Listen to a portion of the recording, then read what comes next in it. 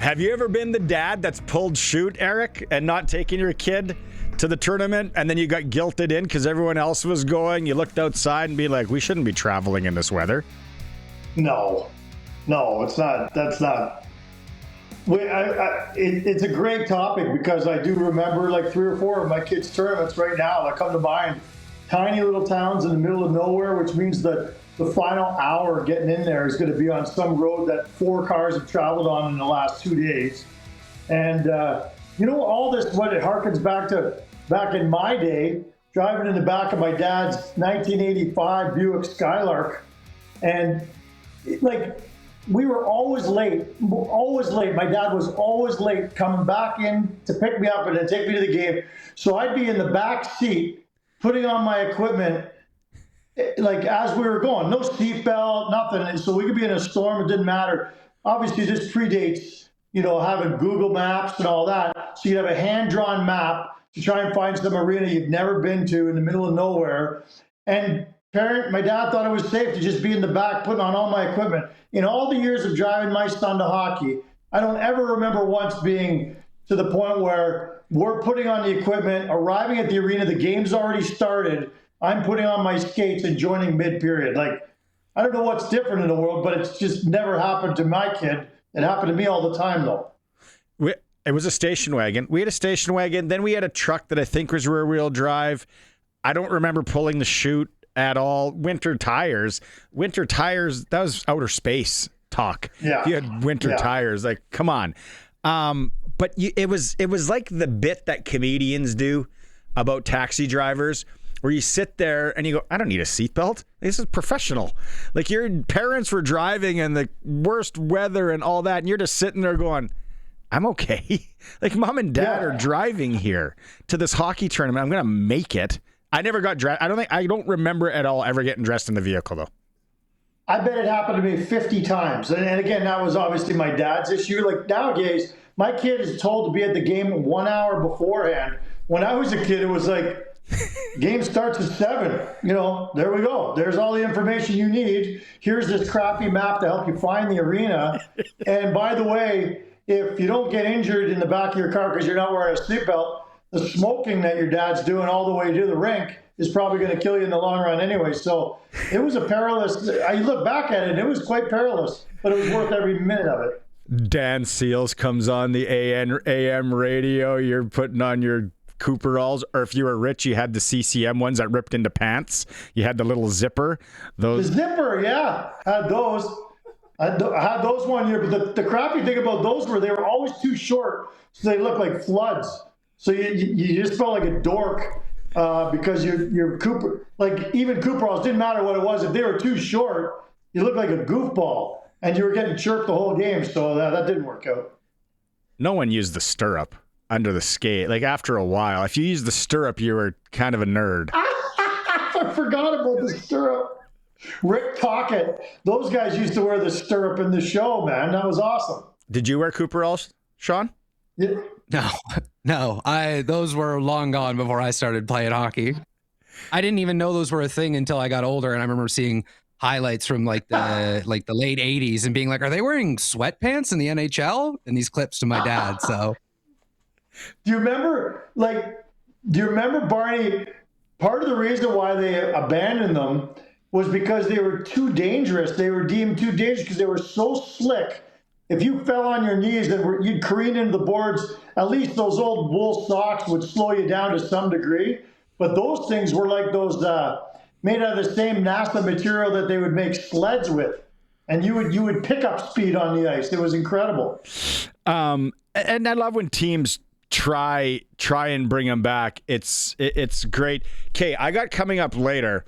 Last night on my senior hockey show, we're talking, and Todd Holt is texting. He brings on Theron Fleury. Why Theron Fleury? Because Theron Fleury is coaching the Round Lake Bears, who are playing out of the Achapaways First Nation in Provincial A this year. So Theo jumps on. We chat. Why is he doing this? All that. He's played in some rec tournaments, actually. It's kind of a cool interview. People want to go listen to it. They go to the Monday Nooner. But then I specifically asked Theo about the Olympics that are coming up, and the rink is too small. And the dressing rooms look like, an Atco trailer that isn't finished or a sea can. So we talk about the Olympics, and I'm going to play that in hour 3, that part of it. So I'm going to trivia because, and Sean, I know you're a little bit younger, but trivia to both of you guys here because Theo played in 98, and then he won it again in Salt Lake in 2000. I think it was because there was the 2-year gap there. Now, everybody always goes back to Nagano. And the big hat was the arena, and Gretzky was there, and they had those weird, funny hats, and we were going to win. It was like, what? And then we end up losing in a shootout, which Theo talks about next hour, and how pissed he still is about it. Now, the shootout. Can you name, in order, who shot for Canada? Either of you guys. I know Chris Pronger did. He did not. He didn't? I thought he did. I think Al McInnes was one of the shooters, was he not? He did not. People said he should have went down and ripped it. Yeah, so I want to say, I think I saw this the other day, because this was the tournament that Forsberg scored with the one-hander. No, that was right? a world champion. That was a world championship. That was in Paul Correa was playing for Canada World Championships. And he, okay. So the first shooter for Canada, and he talked about this when we had him on the pod a long time ago because the ice was so bad. It's not like now when they bring the Zambonis out and all that. Well, people are starting to come on the text line. Shanahan was the last one. He was the guy where Bob Cole was like, he's got to score. He's got to. No. And it was almost like, okay, now what? We didn't plan this part. What time's the bronze medal game? Like, there is a bronze medal game? Theron Fleury shot first. Wow. The defenseman that shot next, anybody? You said Pronger. It wasn't Pronger. One of the best defensemen in Canadian history. Niedermeyer. No. Oh, Scott Stevens? No. All Coffee. Is he on that team, or is he already retired by then? Oh, I have no idea. This is killing me. This defenseman ended up winning a cup. Finally. Oh, Ray Bourque. Ray Bourque. Oh, Third shooter is the tough one.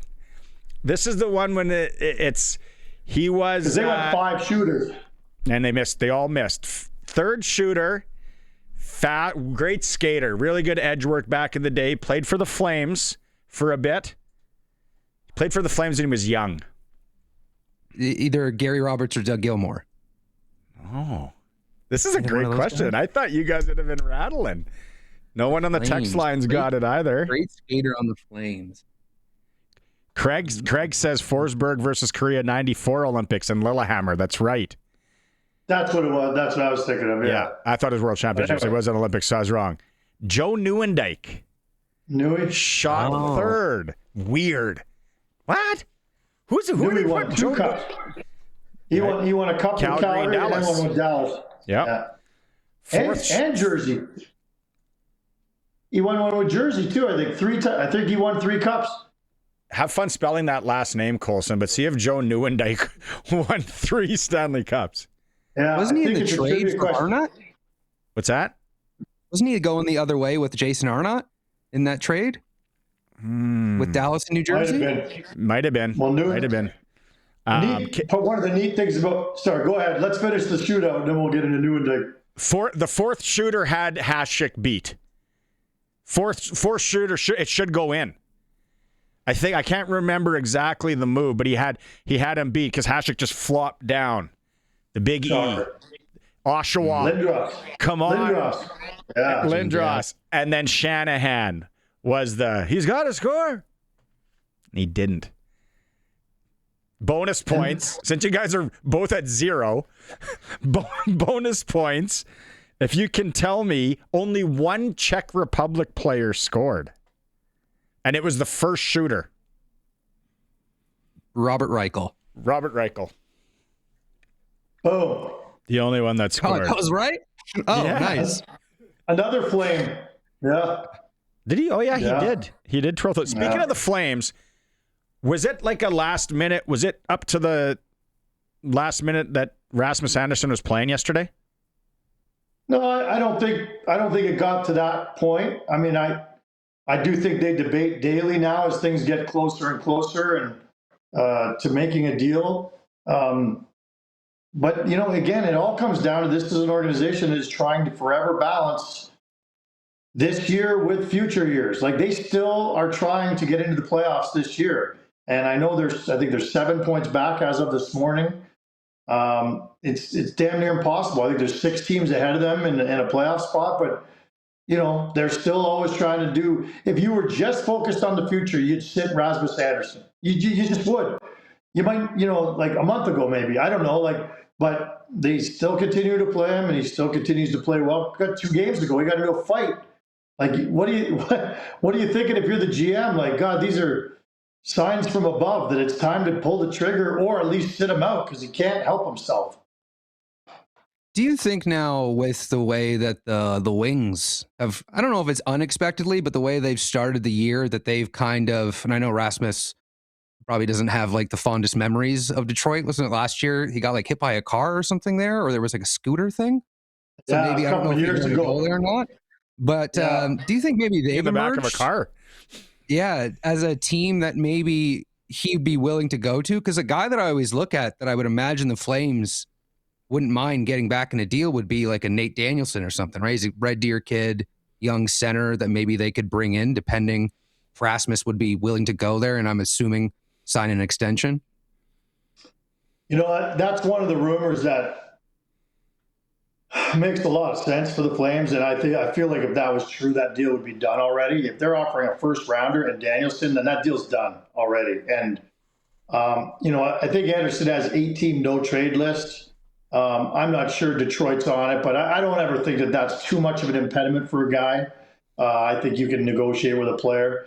But you're not going to get full value for him because there's no chance he's signing an extension with the Detroit Red Wings. It's just, who wants to sign in Detroit? I mean, I hate to be a jerk about it, but and I know their future's bright and all this, and they're moving in the right direction, but you get to be a free agent, this is a guy who's, I almost guarantee will be in a warm city and or like a big star-studded city, Dallas, Vegas. These are cities I picture Rasmus signing long-term. And so you don't get full value in a trade. But yeah, the Calgary, another rumor is Mason Lohrei and a first rounder in Boston. I don't know why Boston would be pushing their chips in now. That makes no sense to me.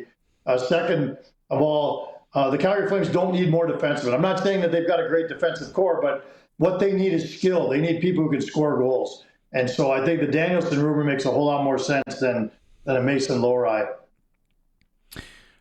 Islanders beat the Oilers last night, 1-0. I didn't watch the game, but that score jumps out at me. We don't see a lot of 1-0 hockey games in the NHL. Especially when the highest scoring player of an era is in the game and gets shut out. It ends at 19 or 20 games scoring streak. Yeah.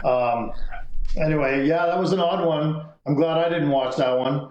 Nobody wants to watch a 1-0 game. God help us all. But the Islanders are a tricky one to put your finger on. And right now they're still missing Horvat, who's been phenomenal for them all year. And so I don't know how they continue to win games with regularity, but they do. And that was a shocker last night for sure.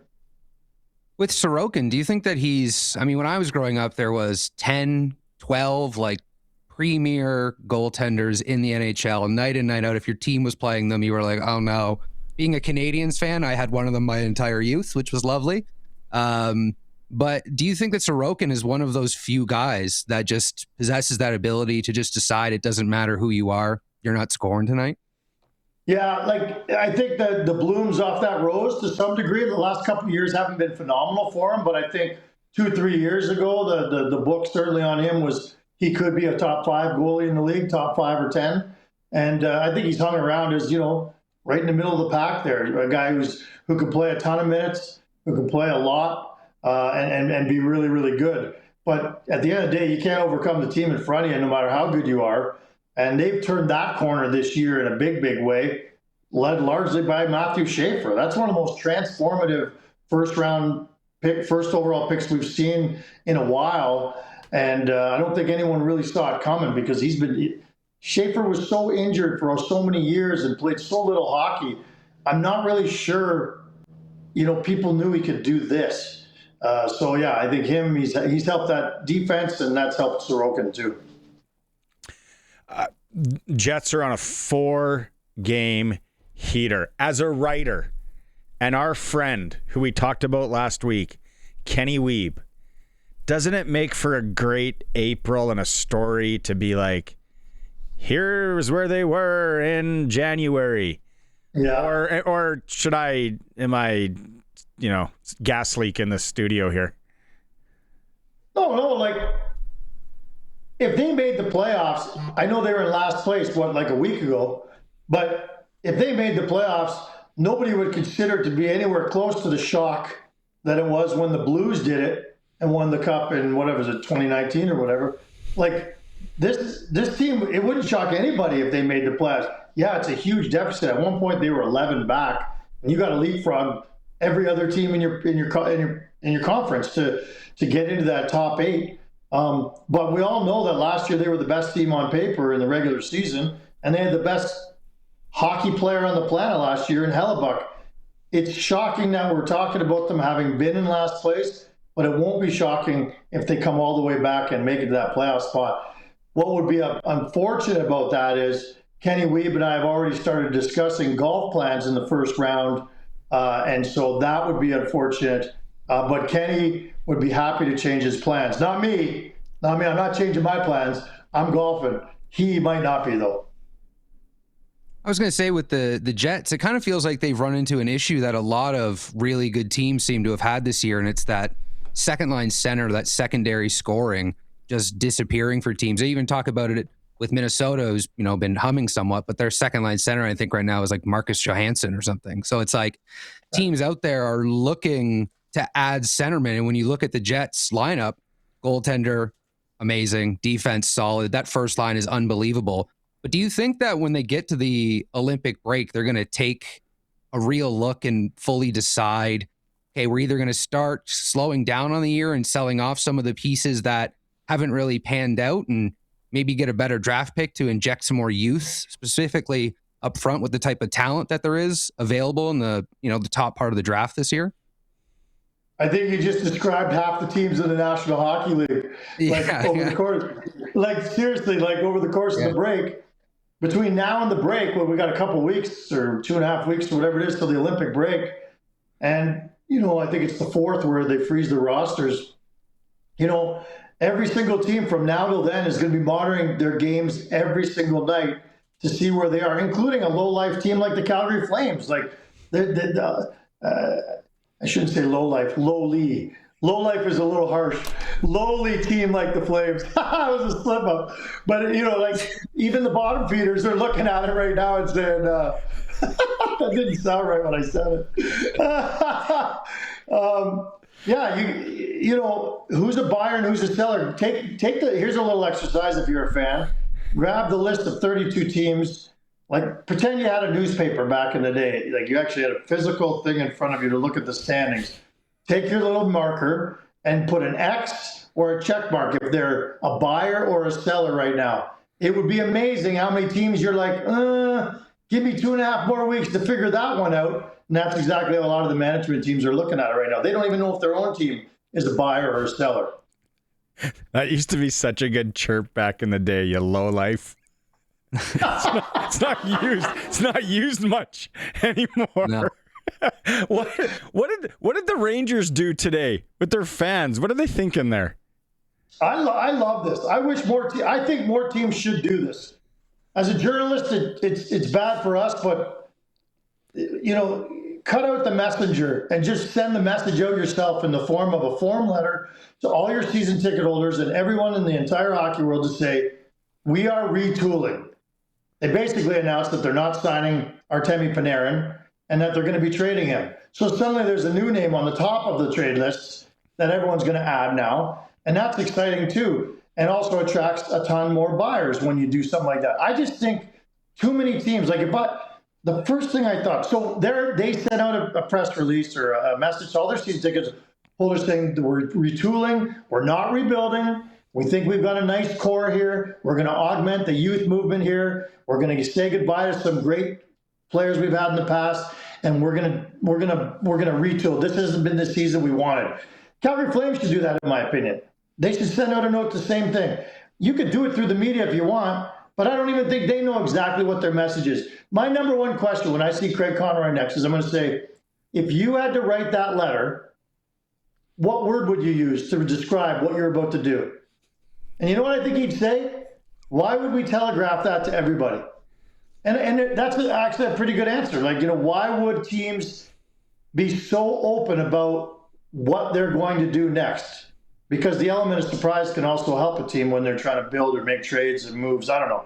Anyway, I love what the Rangers did. They did it about, 5 years ago and telegraphed that they were doing something similar. I think they're trailblazers, and I think more teams should do it.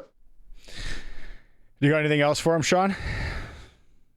I was going to say with the Rangers, it'll be interesting to see how deep the retool is, right? Because it's an older, specifically up front, it's like an older group up front, and it feels like they all have the no moves and no trades. And like I always see Trocheck up in rumors a lot, but I know he's really close with like JT Miller, and they signed all those guys and they gave them all the no moves and all the no trades. And some of the pieces that maybe you'd look to move, like Brandon Schneider, I don't think and they just spent all that money last year on Gavrikov and Brogan and all those guys. So it almost feels like a year late. Like they should have done that.